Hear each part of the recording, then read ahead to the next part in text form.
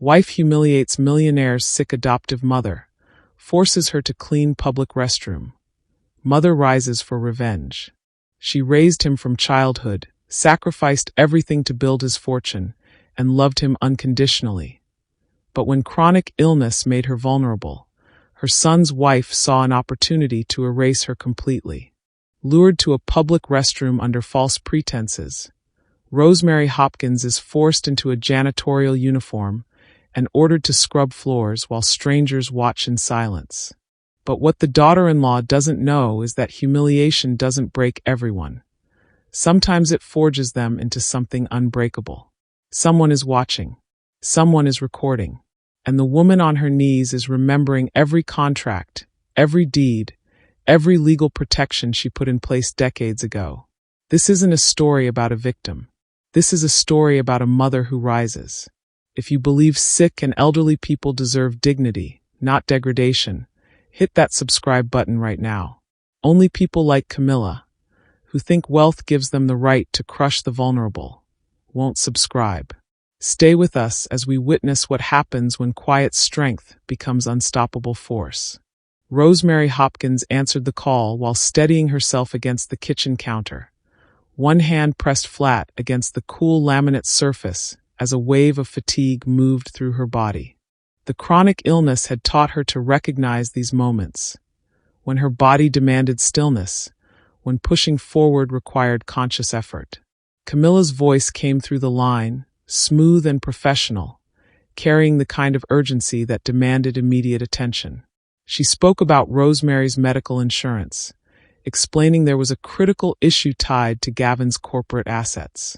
Paperwork complications, administrative deadlines, potential coverage denial.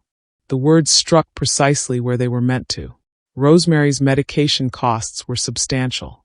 Her treatments were ongoing. The insurance coverage wasn't just paperwork, it was survival. She tried to ask questions, her voice steady despite the alarm building in her chest, but Camilla interrupted with practiced efficiency. Everything would be explained in person, she said. The matter required discretion. She provided an address, a prestigious commercial complex downtown, the kind of place that spoke of money and power and decisions made behind closed doors. The phrase time-sensitive echoed in Rosemary's mind long after the call ended. So did affects your treatment coverage. Rosemary stood in her small kitchen, surrounded by the modest life she'd built in the years since Gavin's wealth had grown beyond anything she'd imagined.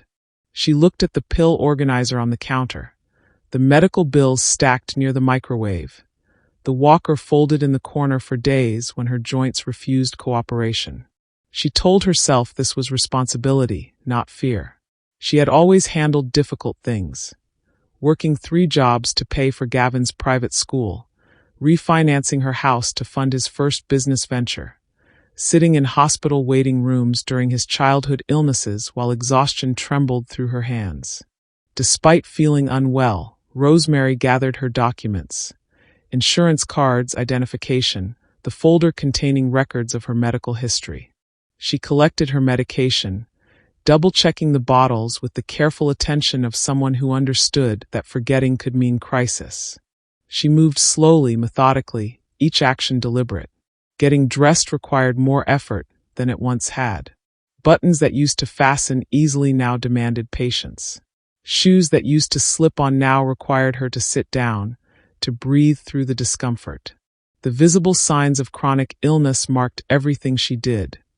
The slight tremor in her hands, the careful way she distributed her weight, the moments she had to pause and let pain pass. But she went anyway, because Gavin was her son, and she had never failed to show up when he needed her. The commercial complex gleamed in the afternoon sunlight, all marble and glass, security personnel in crisp uniforms, well-dressed professionals moving with purpose through the lobby. Rosemary felt small entering that space, aware of how her modest clothing and careful movements contrasted with the wealth and vitality surrounding her. She checked her phone. A text from Camilla waited. 3rd floor. Restroom corridor. I'll meet you there to handle this discreetly. Rosemary's unease deepened. Why a restroom corridor? Why not an office? but the fear of losing her medical coverage overrode her hesitation. She made her way to the elevator, rode to the third floor, and followed the signs to the restroom area. The corridor was quiet, removed from the main flow of foot traffic. The restroom door stood partially open, revealing bright tile and modern fixtures. Everything looked clean, professional, ordinary. Rosemary pushed the door open and stepped inside. The space was empty, the fluorescent lighting almost too bright. The sound of running water from a faucet someone hadn't fully turned off created a rhythmic drip that echoed off the tile. She stood there, uncertain, her documents clutched against her chest, her medication bag hanging from her shoulder. The door opened behind her. Camilla stepped inside, and something in her expression, something cold and deliberate behind the professional mask, made Rosemary's breath catch in her throat. The lock clicked into place with a sound that seemed to seal more than just a door. Comment, respect the elderly. Right now, if you can't stand people who exploit the sick and vulnerable for power. If you stay silent, you're no different from the people who'll watch what happens next and do nothing. Camilla's demeanor shifted the moment the lock engaged. The professional warmth drained from her face, replaced by something hard and purposeful. She stepped further into the restroom, her heels clicking against the tile with deliberate rhythm, each step a declaration of authority. There is no insurance issue, Rosemary. The words landed like a physical blow. Rosemary's grip tightened on her documents, her mind struggling to process what she'd just heard. I don't understand, Rosemary said, her voice barely above a whisper. Camilla, you said. I know what I said. Camilla's tone was measured, almost conversational, which made it worse somehow. This meeting has a different purpose. Rosemary's legs felt unsteady. She looked toward the door, but Camilla positioned herself between Rosemary and the only exit. The fluorescent lights seemed too bright suddenly, exposing everything, offering no shadows to hide in. Where's Gavin? Rosemary asked, searching for something familiar, something safe. Does he know I'm here? Camilla's lips curved into something that wasn't quite a smile. Gavin is exactly where he needs to be, away from this conversation. He understands that certain adjustments need to be made. Adjustments? Rosemary's throat tightened. I don't understand what you mean. Camilla circled slowly, her movements controlled and predatory. Let me be direct, since subtlety seems lost on you. You've become an embarrassment to this family, Rosemary. Your constant medical needs, your public presence at family events looking like. She gestured vaguely at Rosemary's modest clothing. This. Do you know what people say? Do you know how it reflects on Gavin? Each word was chosen with surgical precision, designed to cut deep. Rosemary felt herself shrinking under the assault, her breathing becoming shallow. I raised him, Rosemary said, her voice trembling but firm. I gave everything. Ancient history. Camilla waved her hand dismissively. What matters is the present. And presently, you're a liability. Your health crises are exhausting. Your medical bills are astronomical. Your very existence is a reminder of things Gavin would rather leave behind. Rosemary's vision blurred with tears she refused to let fall. He wouldn't say that. Gavin wouldn't. Gavin is my husband now. His priorities have evolved. Camilla moved to the corner of the restroom where cleaning supplies had been arranged with suspicious deliberation. A bucket, a mop, yellow rubber gloves, and folded on top, a janitorial uniform in faded blue. And it's time you understood your actual position in this family. Rosemary stared at the supplies, her mind refusing to accept what her eyes were seeing. What is this? Clarity. Camilla lifted the uniform, holding it out. Put this on. No. The word came out stronger than Rosemary felt. She moved toward the door, her medication bag swinging against her hip. Camilla stepped into her path, close enough that Rosemary could smell her expensive perfume. If you walk out of here right now, I will make one phone call. Just one. And by tonight, your insurance coverage will be flagged for review. Medical fraud investigation. It happens all the time with people who exaggerate their conditions. Rosemary's breath caught. I would never. It doesn't matter what you would or wouldn't do. What matters is what can be alleged. Investigations take months.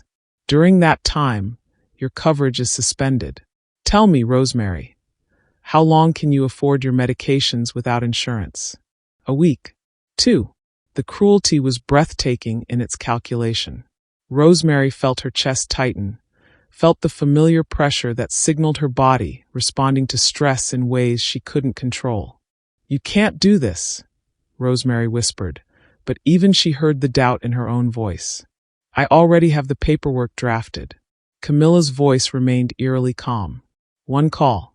Or, she gestured toward the uniform again. You can be reasonable, cooperative. This is a private matter. No one needs to know. You do this small thing, prove you understand your place, and we all move forward. Rosemary's hands shook as she reached into her bag for her medication bottle. The tremor made the pills rattle. She needed water. She needed air. She needed this to not be happening. And if you think about telling Gavin, Camilla continued, understand that he's already aware that adjustments were necessary. He gave me his blessing to handle family matters as I see fit. He trusts my judgment. Those words shattered something inside Rosemary. The possibility that Gavin knew that he'd authorized this humiliation was almost worse than the humiliation itself. He's my son, Rosemary said, tears finally spilling over. I gave him everything. I loved him when no one else wanted him. And now he has me. Camilla's expression didn't change. Time is passing, Rosemary. People will start coming in soon. The longer you delay, the more witnesses there will be to whatever you decide happens next.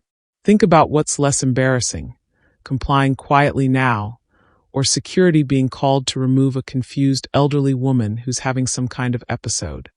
The threat was clear. Rosemary could feel the walls closing in, could feel her own body betraying her as stress triggered pain in her joints, heaviness in her chest, the kind of fatigue that made standing upright an act of will.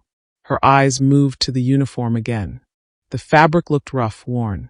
The reality of what Camilla was demanding finally settled fully into her consciousness. Please, Rosemary whispered. Don't do this. Camilla checked her watch, an elegant piece that probably cost more than Rosemary's monthly medication expenses. You have 2 minutes to decide. After that, I make the call. Rosemary's trembling hands reached toward the uniform. She felt herself fracturing, felt dignity slipping away, felt the woman she'd been, strong, capable. The mother who'd built a millionaire from a frightened little boy, dissolving into someone she didn't recognize.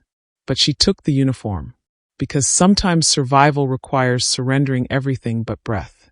Rosemary changed behind the partial partition near the handicapped stall, her movements slow and mechanical, as if her body had separated from her mind.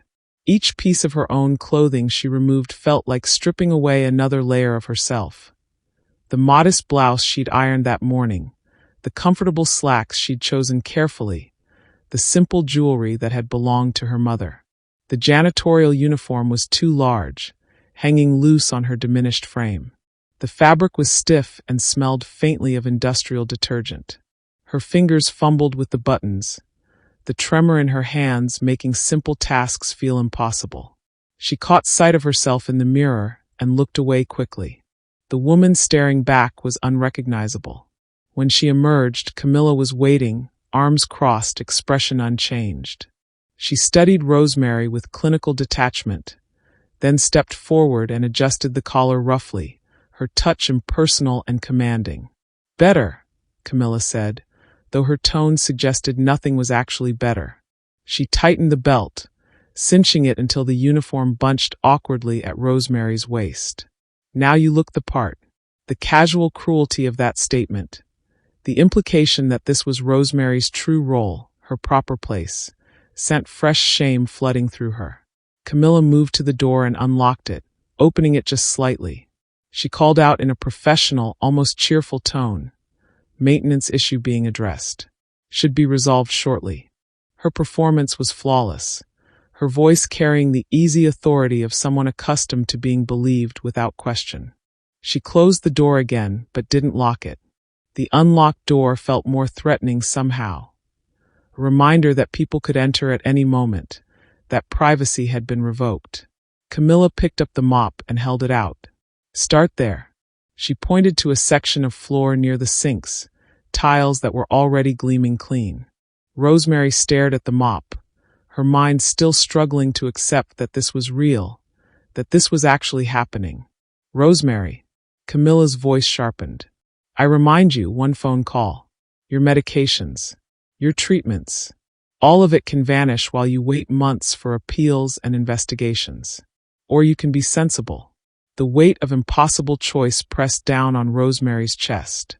She thought of her pill bottles, of the prescriptions that kept pain manageable, that kept her heart rhythm stable, that made it possible to function. She thought of what would happen if those ran out. The hospital visits she couldn't afford, the deterioration that would come quickly without proper care. She took the mop. The handle felt foreign in her hands, the weight of it awkward. She lowered herself carefully, her knees protesting immediately, and began to move the mop across tiles that needed no cleaning. "There," Camilla said, satisfaction evident in her voice. "You're learning." Near the far row of sinks, partially obscured by the angle of the mirrors and a support column, Diane Mitchell stood frozen. She was a woman in her late 50s with sharp eyes that missed very little.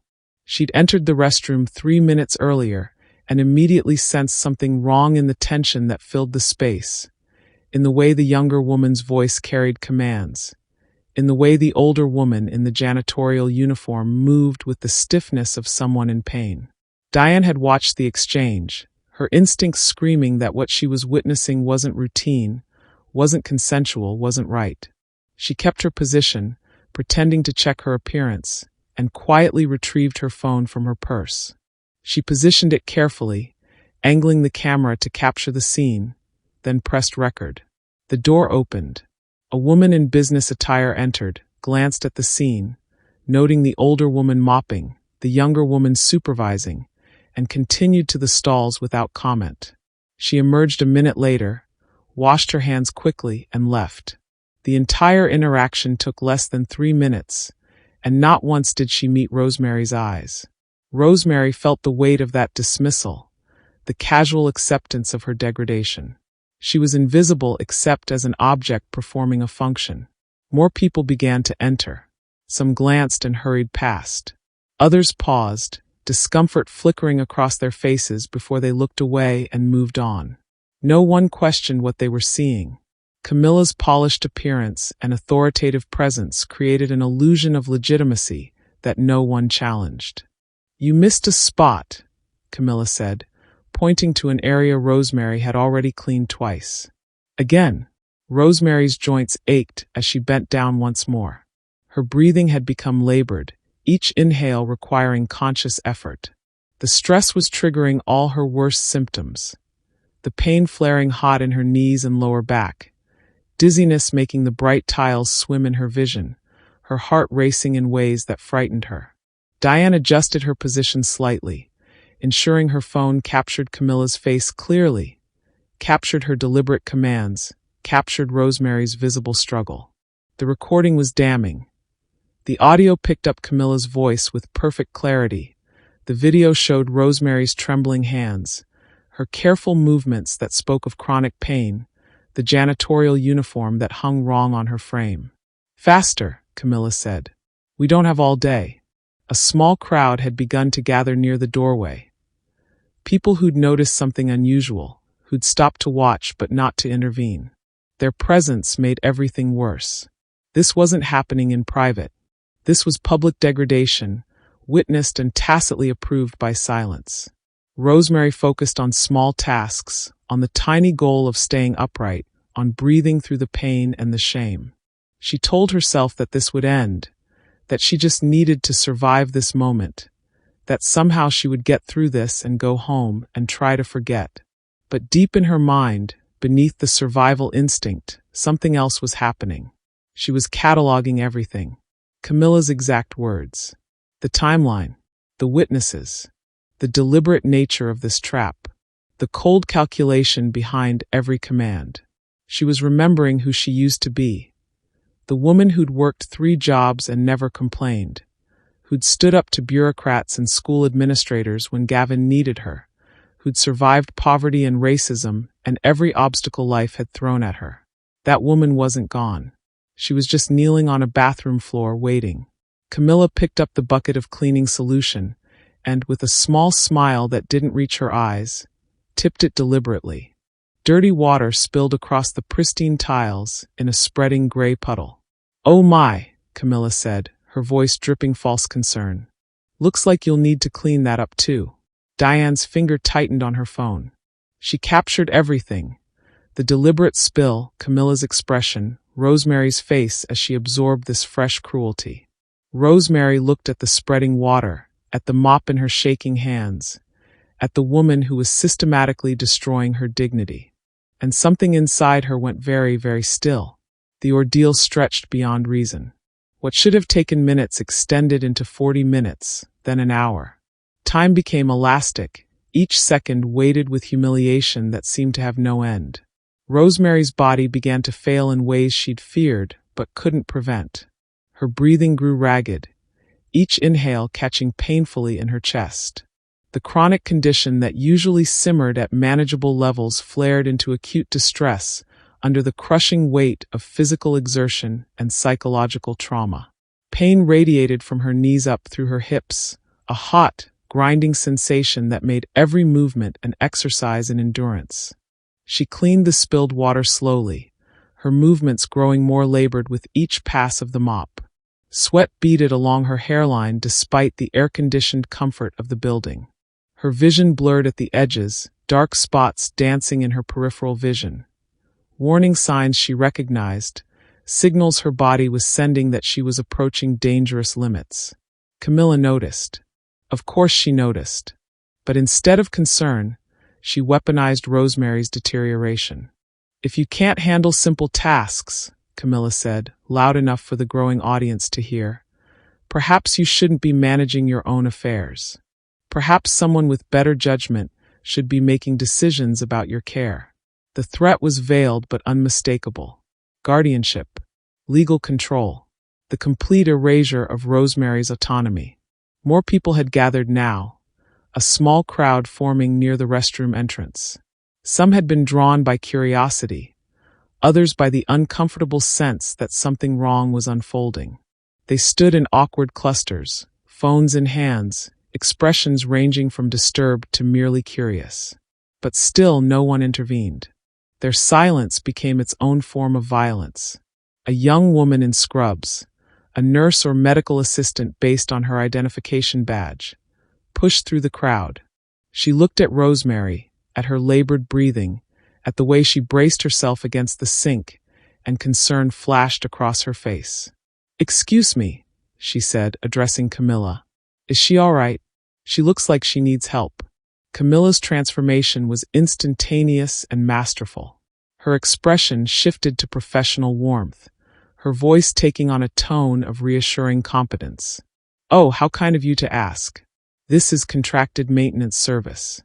The worker insisted she could complete the job despite some difficulty. "Union regulations, you understand. We can't remove someone from their assigned duties without proper documentation." The lie was delivered so smoothly, so confidently, that the young woman hesitated. She looked at Rosemary again, clearly uncertain, then back at Camilla's polished appearance and authoritative demeanor. "She really doesn't look well." The nurse tried again. "I assure you, everything is being handled appropriately." Camilla's smile never wavered. "But thank you for your concern." The young woman lingered another moment, conflict visible in her expression, then stepped back into the crowd. She didn't leave, but she didn't push further either. Rosemary had watched this exchange with growing despair. Someone had tried to help, had seen her distress, and still Camilla's performance had won. The realization that even obvious concern could be deflected by the right words, the right appearance, the right assumption of authority. It was devastating. Diane continued recording from her position, her jaw tight with barely contained fury. She captured the nurse's intervention and Camilla's dismissal. She captured the crowd's complicity. She captured every damning second. Rosemary nearly collapsed against the sink, her legs trembling violently. She gripped the porcelain edge, her knuckles going white with the effort of staying upright. The medication she needed was in her bag, across the room. Might as well have been on another planet. "Your posture is unacceptable," Camilla said sharply. "Stand up properly and continue." "I can't," Rosemary's voice cracked. "Please, I need my medication. Just let me. When you're finished." Camilla checked her phone, scrolled through something, smiled slightly. "You're almost done. Surely you can manage a few more minutes." But they both knew it wouldn't be just a few more minutes. Camilla was enjoying this now, feeding off the power, the control, the ability to break someone down completely. Rosemary forced herself upright. Her mind was beginning to detach from the immediate horror. A defense mechanism she recognized from other times in her life when survival required disconnection. She continued moving the mop mechanically, her body performing the actions while her thoughts turned inward. She thought about Gavin as a little boy, 7 years old, terrified, removed from his birth home and placed in her care. She remembered holding him the first night, feeling his small body shake with sobs, promising him he was safe now, that she would never let anyone hurt him again. She remembered working double shifts at the hospital while studying for her nursing certification, coming home exhausted to help him with homework, to make sure he ate properly, to attend every parent-teacher conference and school event.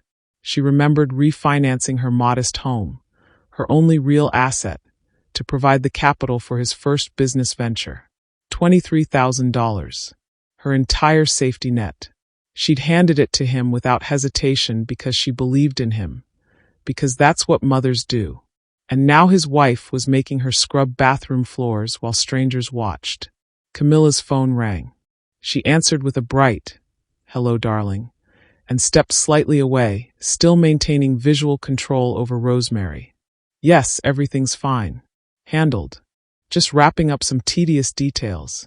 "No, you don't need to worry about anything. That's what I'm here for." The casualness with which she spoke to Gavin while forcing his mother to endure this, it crystallized something in Rosemary's mind. This wasn't just cruelty. This was a demonstration of ownership, of hierarchy, of who truly mattered in Gavin's life now. Camilla ended the call and returned her attention to Rosemary. "My husband sends his regards," she said, the words dripping with false sweetness. "He's very pleased with how efficiently I handle family matters." Something shifted in Rosemary's chest, not breaking, but hardening. The woman on her knees was someone she didn't recognize, but the woman inside, the one cataloging every word, every witness, every cruel calculation, that woman was waking up. She continued cleaning, her movements mechanical, while her mind worked with sudden clarity. She thought about the legal documents locked in her apartment.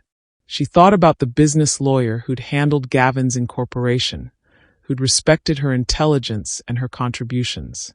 She thought about the elderly rights advocate who'd spoken at her church 3 months ago, who'd left contact information for anyone who needed help. She thought about surviving. Camilla checked her watch and sighed dramatically. "Well, I think you've learned today's lesson. You may clean up and leave through the service exit. Discretion would be appreciated." The dismissal was casual, careless, as if the last hour had been merely an inconvenience rather than systematic degradation. Rosemary gathered her belongings with shaking hands. She removed the janitorial uniform behind the partition, her real clothes feeling strange now, contaminated somehow by what she'd endured. She folded the uniform carefully, not out of respect, but out of habit, because her mother had taught her to leave things orderly, even in the worst moments.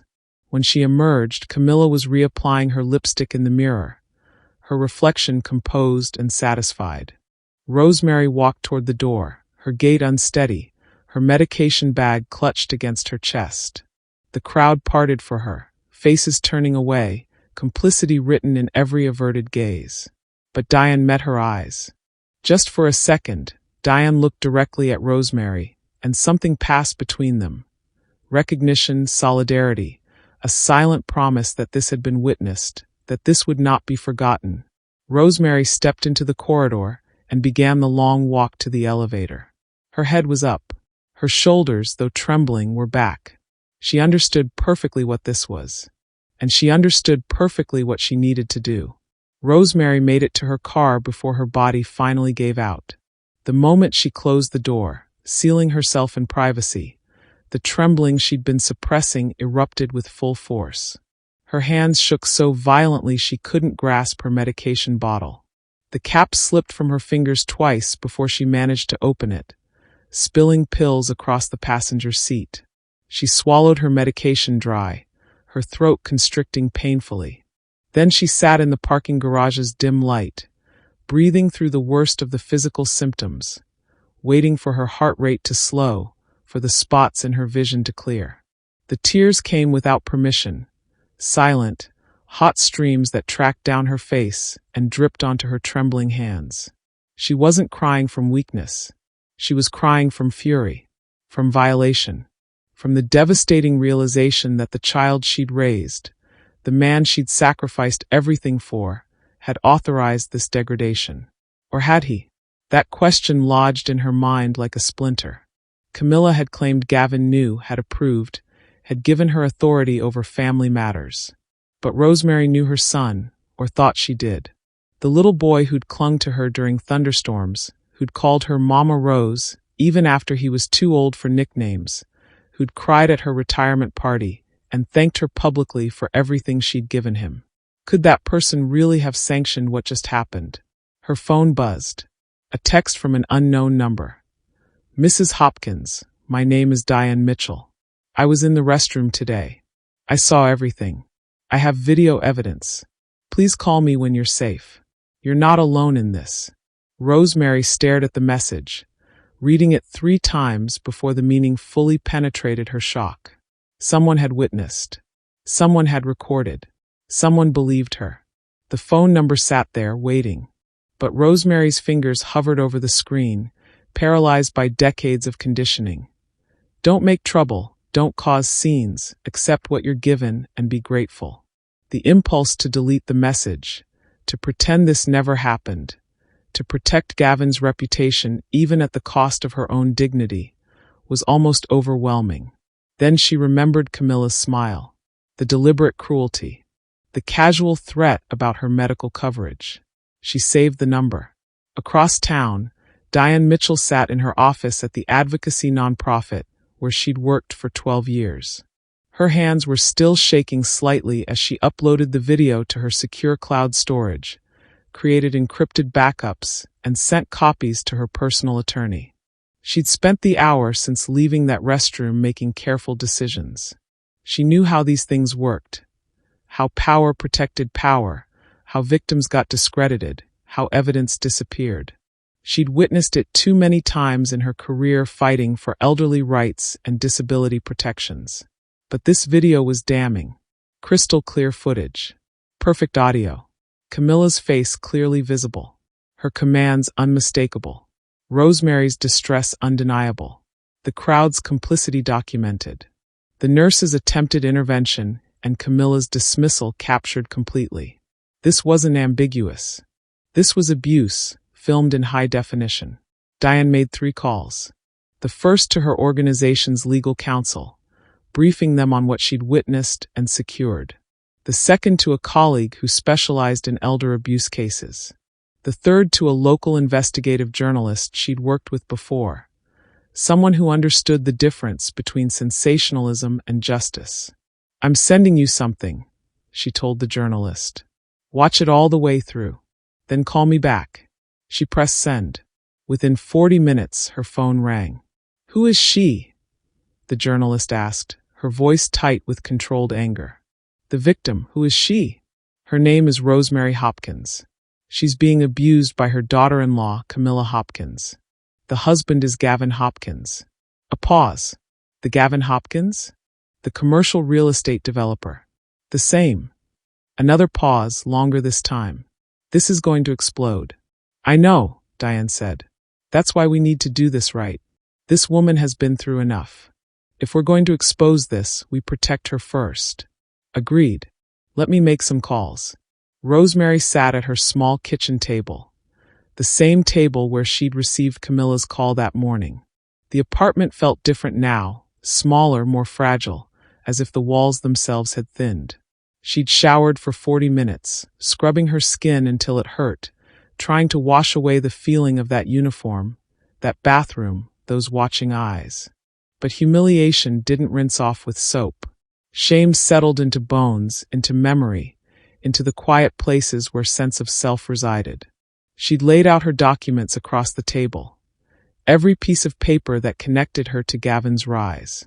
The original adoption papers, signed when he was 7 and she was 32, a young nurse with a modest income and an enormous heart. The loan documents showing her refinanced home. The business partnership papers from Gavin's first company. Papers that showed her not as a passive supporter, but as an active investor and advisor. She'd forgotten about those papers, signed 23 years ago, when Gavin was just starting out. The partnership had dissolved when he incorporated his larger company, but the original documents remained, proof of her foundational role in his success. She found the letter too, tucked in an envelope she hadn't opened in years. Gavin's handwriting, written the day after his first major deal closed. Mama Rose, it read. None of this happens without you. Every dollar I make has your name on it. Every success is ours together. I will never forget what you sacrificed. I will spend my life making sure you never regret believing in me. I love you. G. She traced the words with her finger, tears blurring the ink. Then she picked up her phone and called the number Diane had sent. Diane answered on the second ring. Mrs. Hopkins? I want to tell you everything, Rosemary said, her voice steady despite the trembling in her hands. And I want to know what happens next. What happens next, Diane said gently, is that we make sure the truth comes out, and we make sure you're protected when it does. Rosemary closed her eyes and thought about the woman on her knees in that bathroom. Then she thought about the woman she'd been before. The one who'd fought welfare systems and school bureaucracies and every barrier that tried to keep her son from thriving. Tell me what you need from me, she said. The reckoning was beginning. If you've ever been silenced, humiliated, or made to feel powerless, hit that like button right now. Only people like Camilla, who think abuse should stay hidden, won't engage. Let's stand with survivors. Diane arrived at Rosemary's apartment the following morning, carrying a leather portfolio and a gentleness in her eyes that made Rosemary's throat tighten. They sat at the kitchen table. The same table now covered with documents that told a story Rosemary had almost forgotten she had the right to tell. Before we begin, Diane said softly, I need you to understand something. What happened to you wasn't discipline. It wasn't correction. It wasn't even conflict. It was calculated abuse designed to break your spirit and erase your dignity. You don't owe anyone, not Gavin, not Camilla, not anyone, your silence about that. Rosemary's hands trembled around her coffee cup. He's my son. I know. Diane's voice carried no judgment. And that makes this harder. But love shouldn't cost you your humanity. Not ever. They spent 3 hours going through everything. Diane recorded Rosemary's account with patient precision, stopping whenever emotion overwhelmed her, never rushing, never minimizing. She documented the phone call, the false insurance claim, every moment in that bathroom, every word Camilla had spoken. Then they reviewed the documents Rosemary had gathered, the adoption papers, the loan records, the original business partnership agreement. Diane's eyes widened when she saw the partnership papers. Mrs. Hopkins, do you understand what these represent? You weren't just supporting Gavin emotionally. You were a legal partner in his first venture. These documents establish your foundational role in building his wealth. Rosemary had never thought about it in those terms. She'd always framed her contributions as motherly support, as what any parent would do. The idea that she had legal standing, that her sacrifices had created actual, documentable value. It shifted something in her understanding of her own story. There's something else, Diane said carefully. The journalist I contacted wants to run the story. But she won't do it without your explicit consent. This will be public. It will be painful.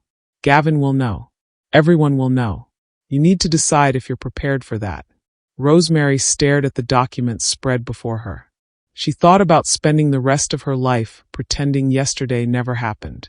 She thought about seeing Camilla at family gatherings, sitting silent while that woman smiled and played the perfect wife. She thought about what would happen the next time she became inconvenient, the next time her medical needs interfered with Camilla's image management. She thought about other elderly people, other vulnerable family members being degraded behind closed doors because speaking up seemed harder than enduring. I want to talk to Gavin first, Rosemary said quietly, before anything goes public. He deserves to hear it from me. Diane nodded slowly.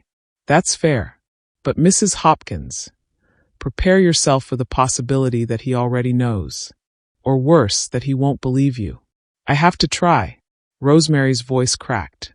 I have to know if my son is still in there, or if I've already lost him.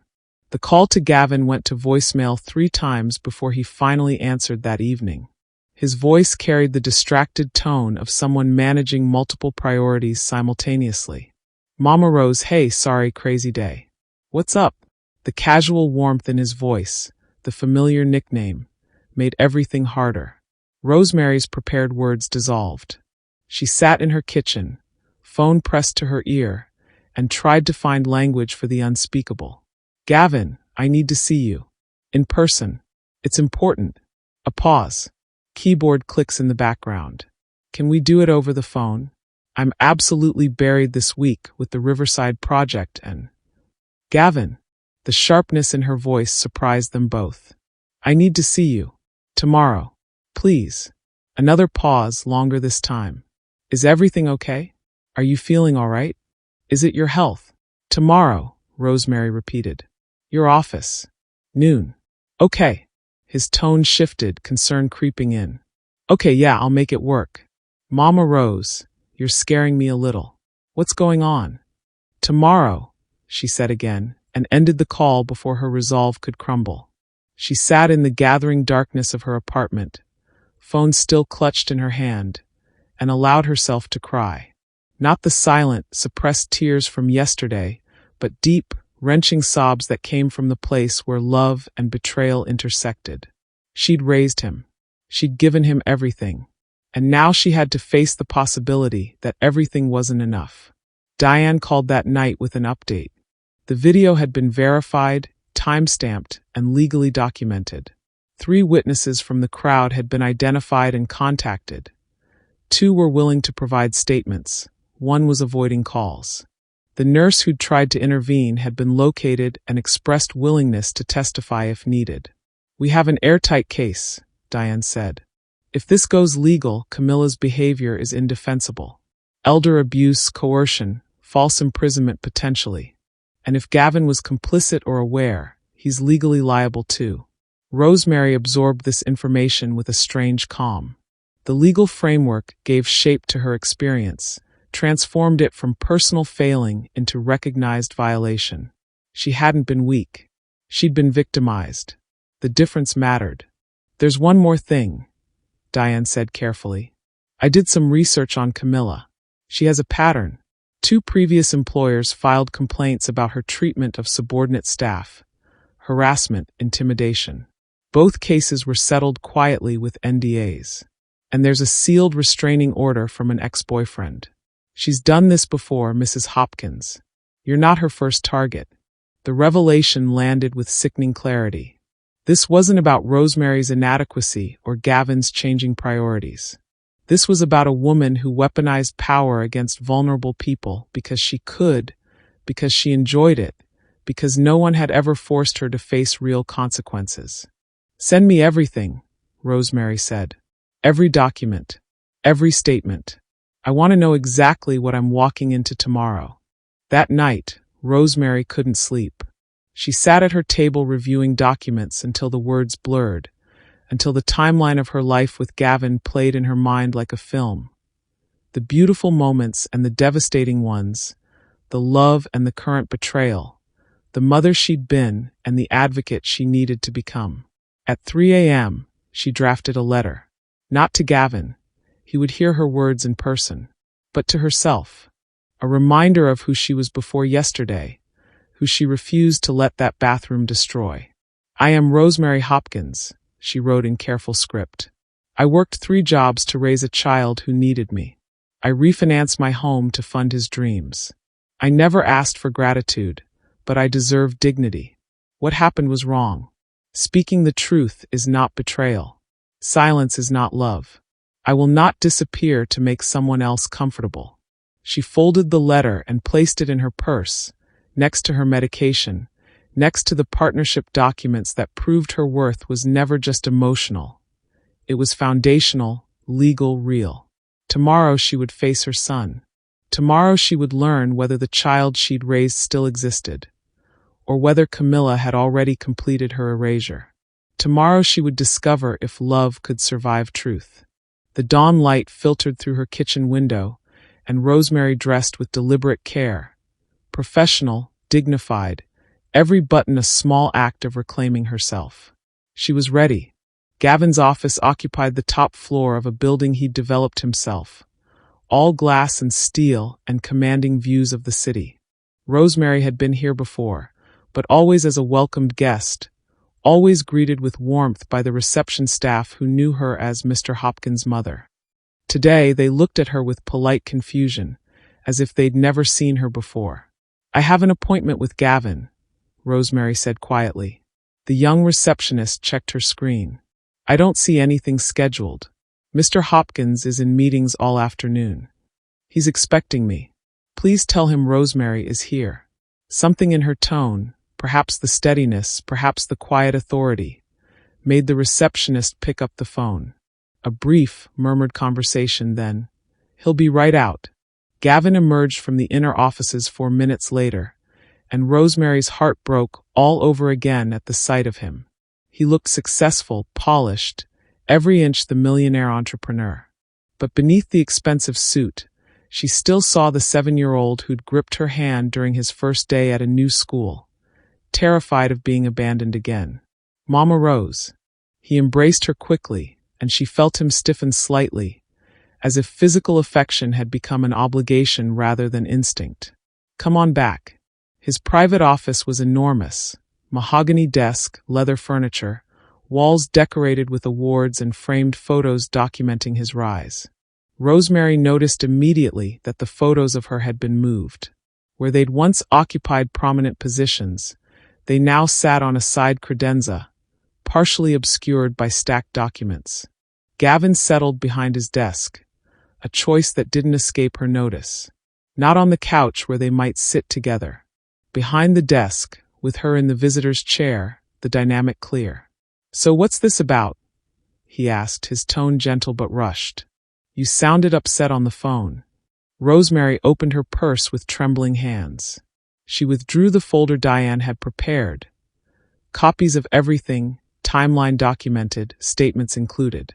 But she didn't open it yet. Gavin, I need you to tell me something honestly. Did Camilla talk to you about me? About concerns she had, or adjustments that needed to be made? His expression shifted. Just slightly, but enough. Discomfort flickered across his face. She mentioned that you've been struggling, that your health issues are getting more serious. She thought maybe we should look into better care options. Assisted living, maybe. Somewhere you'd have support. What else did she say? Gavin shifted in his chair. Mama Rose, this isn't, she cares about you. We both do. But you're not getting any younger, and managing a household alone with your condition, it's not safe. We were trying to figure out how to have this conversation without hurting you. What else?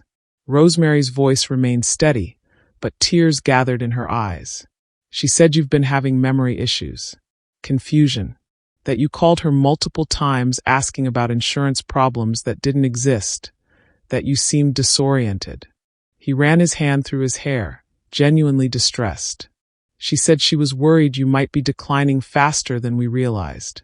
The manipulation was breathtaking in its completeness. Camilla had built a narrative, carefully constructed over weeks or months, that would make whatever Rosemary said now seem like the confused ramblings of a deteriorating mind. Gavin, I need you to watch something. Rosemary's hands shook as she withdrew her phone. Before you say anything else, before you make any more assumptions about my memory or my confusion, I need you to watch this. She'd queued up Diane's video, edited to start exactly when Camilla locked the bathroom door. She placed the phone on his desk, pressed play, and watched her son's face. The office filled with Camilla's voice. There is no insurance issue, Rosemary. Gavin's expression shifted from confusion to attention, his eyes fixed on the screen. Rosemary watched him watch it, saw the moment he recognized his wife, saw his posture straighten when Camilla threatened the insurance fraud investigation, saw his face pale as the uniform appeared, as the orders began, as his mother was forced to her knees. The 7-minute video played in complete silence except for the audio. Camilla's commands, Rosemary's pleading, the nurse's attempted intervention, the crowd's complicit silence. When it ended, Gavin sat frozen, his face drained of color. That was yesterday, Rosemary said quietly. She called me, told me there was an emergency with my medical insurance. She lured me to that building, locked me in that bathroom, and spent over an hour systematically humiliating me while strangers watched. She threatened to sabotage my insurance coverage if I didn't comply. She used my medication, my health, my dependence on treatment as leverage. Gavin's mouth opened, but no sound emerged. She told me you knew, Rosemary continued, her voice breaking now. She said you'd given her authority to handle family matters. She said you'd approved adjustments. So I need you to tell me, Gavin, did you know? Did you authorize this? No. The word came out strangled. No, no, Mama Rose, I had no idea. I would never. He stood abruptly, paced to the window, his hands shaking. She said she was meeting with our accountant yesterday. She said. He turned back, his face stricken. I didn't know. You have to believe me, I didn't know. The relief that flooded Rosemary was so intense it left her dizzy. Her son didn't know. He hadn't authorized her degradation. The boy she'd raised was still there, still reachable. But Gavin's next words shattered that relief. But Mama Rose, this video, it looks bad, I know it does, but Camilla's been so stressed about your health, about how to help you. Maybe this was some kind of, I don't know, maybe she was trying to demonstrate that you need more help. Maybe it was misguided, but her intentions. Stop. Rosemary stood, her legs unsteady. Stop defending her. What you just watched wasn't stress or concern or misguided help. It was calculated abuse. That's a strong word. That's the accurate word. Rosemary's voice rose, strength flooding through her grief. She locked me in a room. She threatened my medical care. She forced me into a uniform and made me clean floors while people watched. She enjoyed it, Gavin. You saw her face. That was pleasure. Gavin's expression was torn, conflicted, trapped between the woman he'd married and the mother who'd raised him. I need to talk to her. There has to be an explanation. Maybe the video doesn't show everything, maybe. There's a witness who recorded the entire thing. There are signed statements from people who were there. There's a nurse who tried to intervene and was dismissed. There's a documented pattern of Camilla doing this before, to employees, to an ex-boyfriend. This isn't an isolated incident. This is who she is. Rosemary placed the folder on his desk. That contains everything. The full video, the statements, the documentation of her history, and the partnership papers from when you started your first company. The ones that show I wasn't just emotionally supportive, I was legally and financially foundational to everything you built. Gavin stared at the folder like it might detonate. I'm going to leave now, Rosemary said, her voice steady despite the tears streaming down her face. And you're going to decide what kind of man you are. The kind who protects his wife's cruelty, or the kind who stands up for what's right even when it's painful. The kind who honors the woman who gave him everything, or the kind who chooses comfort over conscience. Mama Rose, I love you, Gavin. I have loved you from the moment they placed you in my arms, terrified and hurting and needing someone to choose you. I chose you then. Every day since, I chose you. Now you have to choose. She walked to the door, every step requiring conscious effort. There's a journalist ready to publish this story, she said without turning around. I've held her back because I wanted you to hear it from me first. You have 48 hours to decide what you're going to do.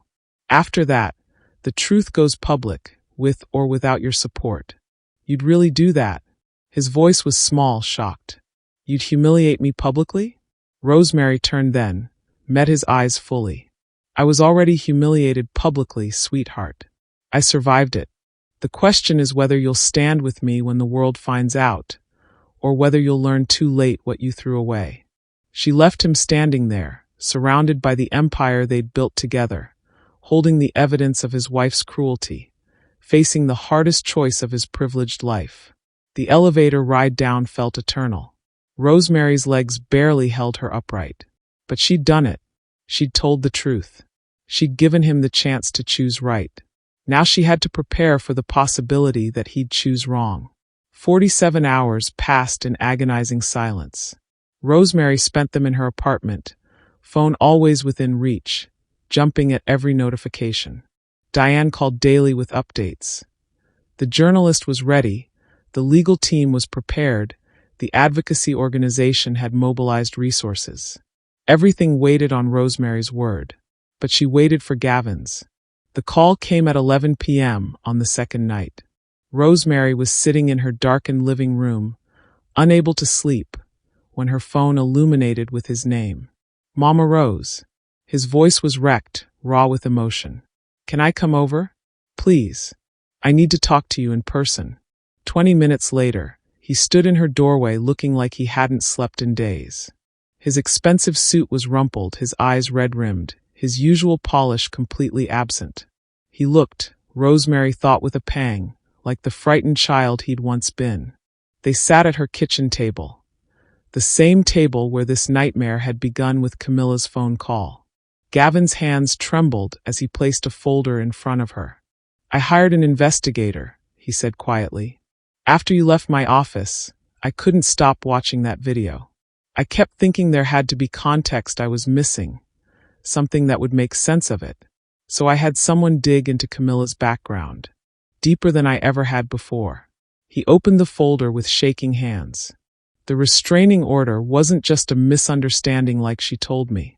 She terrorized her ex-boyfriend for 8 months, vandalized his car, showed up at his workplace, sent threatening messages. The harassment complaints from her previous jobs weren't personality conflicts. She systematically targeted people she perceived as beneath her, assistants, cleaning staff, service workers. Made their lives hell until they quit. Rosemary watched her son's face crumble as he spoke. There's more, he continued, his voice breaking. I went through our financial records. Over the past 18 months, she's been making payments to your insurance company, small amounts, irregular. I thought they were copay assistance. They weren't. She was creating a paper trail that would make it look like you were receiving benefits you weren't entitled to. She was building the insurance fraud case she threatened you with. She'd been planning this for over a year. The calculation of it, the patience, the premeditation, made Rosemary's blood run cold. And yesterday I confronted her. Gavin's hands clenched into fists. I showed her the video, asked her to explain. You want to know what she said? Rosemary wasn't sure she did, but she nodded. She laughed. Tears streamed down Gavin's face now. She actually laughed and said, she needed to understand her place. Like you were some kind of servant, like degrading you was reasonable. Then she said if I had a problem with how she handled you, maybe I wasn't the man she thought she married. She gave me an ultimatum. Support her and manage you properly, or she'd divorce me and take half of everything, including the properties that have your original investment as their foundation. He wiped his face roughly. I told her to get out. Filed for divorce this morning. Emergency protective order 2. She's not allowed within 500 feet of you or me. And I've retained the best family law attorney in the state to make sure she gets exactly what she deserves, which is nothing. Rosemary sat in stunned silence. The vindication should have felt satisfying, but instead she just felt heartbroken. For her son, for the life he'd thought he was building, for the trust that had been so thoroughly violated. "I'm so sorry." Gavin's voice dissolved into sobs. "Mama Rose, I'm so sorry. You gave me everything, your home, your savings, your whole life. You believed in me when I was just a scared kid nobody wanted. And I let that woman treat you like you were disposable. I believed her lies about you declining. I was actually considering putting you in assisted living based on her manipulations." He looked up, his face devastated. "How do I fix this? How do I make this right? Tell me what to do." Rosemary reached across the table and took his hands. The hands she'd held through nightmares and first days of school, through graduations and business launches, through every triumph and terror of his life. "You already started fixing it," she said gently. "You chose truth over comfort. You chose what's right over what's easy. That's all I needed to know, that the boy I raised is still in there. I don't deserve your forgiveness. Maybe not, but you have it anyway, because that's what mothers do." She squeezed his hands. "But Gavin, there's something else we need to talk about. The story, the video. It's going public." He nodded slowly. "I know, and it should. What she did, people need to know.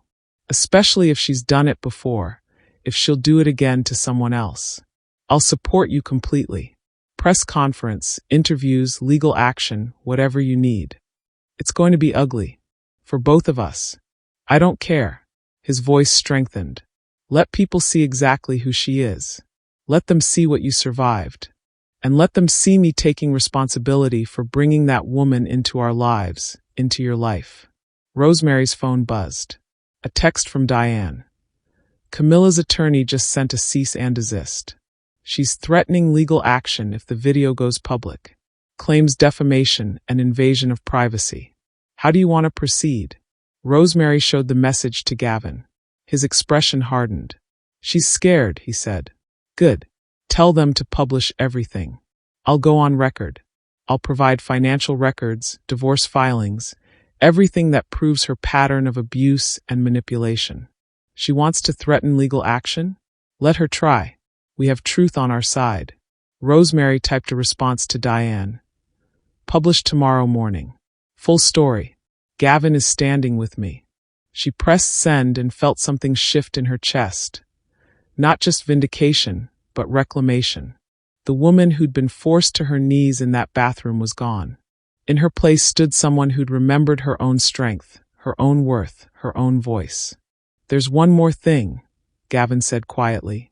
He withdrew another document from his folder. "This is a new legal partnership agreement. It transfers 50% ownership of Hopkins Development to you. Retroactive compensation for your initial investment and contributions that were never properly valued. You built this company as much as I did. It's time the ownership reflected that." Rosemary stared at the document, her vision blurring with tears. "You don't have to accept," Gavin said quickly. "I know it doesn't undo what happened. I know it's not enough, but—" "It's not about the money," Rosemary interrupted. "It never was. It's about being seen, being valued, being treated like I mattered. You matter more than anything." Gavin's voice broke again. "You're my mother. You saved my life. And I will spend the rest of mine making sure you never doubt that again." They sat together in the kitchen's soft light, crying and healing, and beginning the hard work of rebuilding trust. Outside, the city hummed with late-night activity. Tomorrow, that city would wake to headlines about Camilla Hopkins' cruelty and Rosemary Hopkins' courage. But tonight, a mother and son held each other and remembered what love was supposed to look like. Not perfect, not painless, but present. Choosing repair over abandonment. Choosing truth over convenience. Choosing each other. At midnight, Rosemary received a final text from Diane. "Story goes live at 6 a.m. Are you ready?" Rosemary looked at her son, really looked at him, seeing both the man he'd become and the child she'd loved unconditionally. She thought about the woman in that bathroom, powerless and degraded. Then she thought about the woman she was now, supported and strong and no longer silent. She typed back, "I'm ready. Publish it all." The reckoning was coming. And this time, Rosemary wouldn't face it alone. If you believe family means protecting each other, not exploiting vulnerability, drop a comment saying stand together. Only people like Camilla, who value power over people, will stay silent. Let's show what real family looks like. The story broke at 6 a.m. with the force of a detonation. By 6:30, the video had been viewed over 200,000 times. By 7 o'clock, it was trending nationally. By 8 o'clock, news vans were parked outside Camilla's attorney's office, outside the commercial building where the incident occurred, and respectfully at a distance, near Rosemary's apartment building. Rosemary watched it unfold from Gavin's penthouse, where he'd insisted she stay for safety and support. They sat together on his couch, her hand in his, as the world responded to her truth. The journalist had framed it perfectly, not as sensationalism, but as a critical examination of elder abuse, class exploitation, and the particular vulnerability of chronically ill family members. The video was presented with appropriate content warnings, but its impact was undeniable. Rosemary's phone began ringing before 7. Diane called first. The response is overwhelming. Advocacy organizations want to feature your story. Legislators are calling about elder protection laws. 3 other women have come forward with their own experiences with Camilla. Different contexts, same pattern of abuse. Then calls from people Rosemary hadn't heard from in years. Former colleagues from her nursing days, neighbors from the old neighborhood, members of her church community. Each one expressing support, outrage on her behalf, pride in her courage. At 9 a.m., Gavin's phone rang. His attorney, Camilla's legal team, just withdrew their cease and desist. They're no longer threatening defamation claims. In fact, they're requesting an expedited divorce settlement. She wants this over quickly and quietly. Gavin's expression hardened. No, nothing quiet. Full disclosure of her abuse patterns, financial transparency, and a statement taking full responsibility for her actions. Or we proceed with criminal charges for elder abuse, coercion, and fraud. He hung up and turned to Rosemary. Is that okay? I won't push for criminal charges if you don't want the additional stress, but push for them, Rosemary said firmly. Not for revenge, but because if we don't, she'll do this to someone else. Someone who might not have a witness with a camera. Someone who might not survive it. At noon, they held a press conference. Diane had arranged it carefully. Supportive environment, vetted journalists, Rosemary's medical team on standby in case the stress became overwhelming. Rosemary sat at a table with Gavin on one side and Diane on the other. Cameras flashed. Microphones clustered. She looked at the crowd of reporters and felt, for just a moment, the weight of exposure, of vulnerability. Then she looked down at her hands. The same hands that had scrubbed those bathroom floors, that had trembled with humiliation and fear. The same hands that had raised a child, that had worked 3 jobs, that had built something meaningful from nothing. She began to speak. My name is Rosemary Hopkins. I'm 73 years old. I have chronic illness that requires ongoing treatment and medication. And 4 days ago, I was lured to a public building and systematically humiliated by my daughter-in-law for over an hour while strangers watched and did nothing. Her voice was steady, clear, unflinching. I'm not sharing this story because I want sympathy. I'm sharing it because what happened to me happens every day to elderly people, to chronically ill people, to anyone society deems disposable. We're abused by family members who see us as burdens. We're exploited by people who use our vulnerabilities as leverage. And we're silenced by shame, by the belief that speaking up would be betrayal, that enduring abuse is somehow noble. Tears gathered in her eyes, but she didn't stop. I raised my son from childhood. I gave him everything I had, my savings, my home equity, my time, my unconditional love. I don't regret those sacrifices. But sacrifice should never be repaid with degradation. Love should never cost you your dignity. And family should never be a cage that traps you in silence. Gavin reached over and squeezed her hand. She squeezed back. My son didn't know what his wife was doing. When he found out, he made the hardest choice of his life. He chose what was right over what was comfortable. He chose truth over his marriage. And together, we're choosing to speak up so that other families know they don't have to accept abuse as normal. A reporter raised her hand. Mrs. Hopkins, what do you want people to take away from your story? Rosemary paused, considering. That elderly people deserve dignity. That chronic illness doesn't erase your humanity. That speaking truth isn't betrayal, silence is. And that the people who look powerless are often just gathering their strength. Another reporter. What do you say to others experiencing similar abuse? Document everything. Find one person you trust and tell them the truth. Reach out to elder advocacy organizations. They exist because this happens too often. And know that survival isn't weakness. Sometimes the strongest thing you can do is ask for help. The press conference lasted 40 minutes. When it ended, Rosemary was exhausted but lighter somehow, as if speaking the truth had released weight she'd been carrying for longer than just 4 days. 3 weeks later, Rosemary stood in a community center addressing a room filled with elderly people and their advocates. Diane's organization had arranged the event, a forum on recognizing and reporting elder abuse. Rosemary shared her story again, but this time she also shared resources, legal protections, support networks. She watched faces in the crowd, some nodding in recognition, some crying quietly, some taking careful notes. After her presentation, a woman in her 80s approached hesitantly. My daughter controls my medication, she whispered. She says she's helping, but sometimes she withholds it when I displease her. I thought I was being difficult. I thought it was my fault. Rosemary took her hands gently. It's not your fault. What she's doing is abuse. And you don't have to endure it alone. She connected the woman with Diane's legal team before she left. For more people approached with similar stories. For more people she could help connect to resources, to advocacy, to the truth that they deserved better. This, Rosemary realized, was what rising from the ashes looked like. Not just personal healing, but transformation of pain into purpose. 6 months after the bathroom incident, Rosemary sat in a lawyer's office signing the final partnership papers that made her co-owner of Hopkins Development. Gavin sat beside her, smiling through tears. 50-50, he said. As it should have been from the beginning.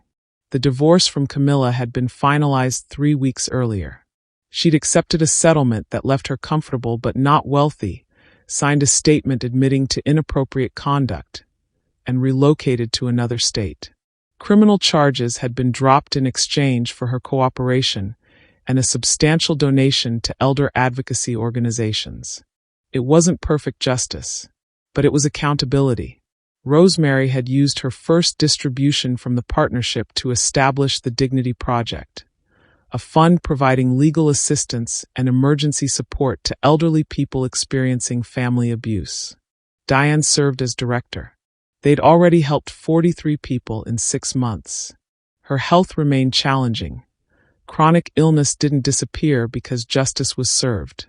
But now she had the best medical care, financial security, and most importantly, the knowledge that her worth had never been contingent on her productivity or her health status.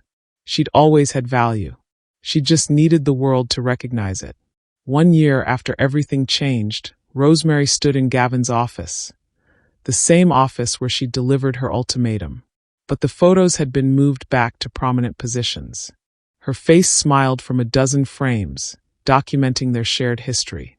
Gavin had a new photo commissioned, a professional portrait of both of them, dressed elegantly, positioned as equal partners. It hung behind his desk with a small plaque. Hopkins and Hopkins, built on love, sustained by integrity. How are you feeling, Mama Rose? He asked, using the nickname that had briefly felt painful but now felt reclaimed. Tired, she admitted. But good tired. Purpose tired. He smiled. The Dignity Project board meeting went well. We're expanding. 3 more cities. Diane found grant funding for a hotline, 24-hour support for people in crisis. She paused. I got a letter yesterday. from a woman in Ohio. She saw my story, found the courage to report her son-in-law who was stealing her Social Security. She wanted to thank me. You've helped so many people. We've helped them, Rosemary corrected. This isn't just my story anymore. It's everyone's who's ever been made to feel disposable. They stood together at the window, looking out over the city where her nightmare had occurred and her resurrection had begun. Do you ever regret it? Gavin asked quietly. Going public? All the attention and exposure. Rosemary considered the question honestly. The publicity had been exhausting. The scrutiny intense. Reliving the trauma repeatedly in interviews and testimonies had taken a toll. But then she thought about the 84-year-old woman who'd escaped her abusive nephew after seeing Rosemary's press conference. She thought about the legislation that had been introduced in 3 states to strengthen elder abuse reporting requirements. She thought about the people who'd written to say her story had given them permission to speak their own truths. No, she said firmly. I don't regret it. That bathroom was supposed to break me. Instead, it woke me up. Reminded me I was stronger than anyone, including me, remembered. Gavin wrapped his arm around her shoulders. You're the strongest person I know. I'm a person who survived, Rosemary corrected gently, and chose to make survival mean something. As evenings settled over the city, Rosemary felt a peace she hadn't known in years. Not because everything was perfect. Her health still fluctuated, grief still surfaced, healing remained a daily practice. But she was seen. She was valued. She was using her voice to protect others. The woman who'd been forced to her knees had risen. And in rising, she'd lifted countless others with her. 2 years later, the Dignity Project had expanded to 17 cities. Rosemary had testified before Congress about elder abuse prevention. Diane's organization had tripled in size and impact. And Rosemary, chronically ill, 75 years old, still tired most days, had discovered that dignity wasn't something others could give or take away. It was something you claimed for yourself. One moment of courage at a time. If this story moved you, if Rosemary's courage inspired you, if you believe every elder deserves dignity and protection, please subscribe to this channel. Share this story with someone who needs to hear it. Comment below with your location and one word describing what you'll take away from Rosemary's journey. Let's build a community that stands against abuse and stands up for the vulnerable. Because stories like this don't just entertain, they change lives. Will you be part of that change? Thank you for watching the story to the end. If you love this story, you will surely enjoy the next one. It's crazier and more intriguing than you can ever imagine. So, do check it out. Click on the image showing on your screen right now to watch the next one.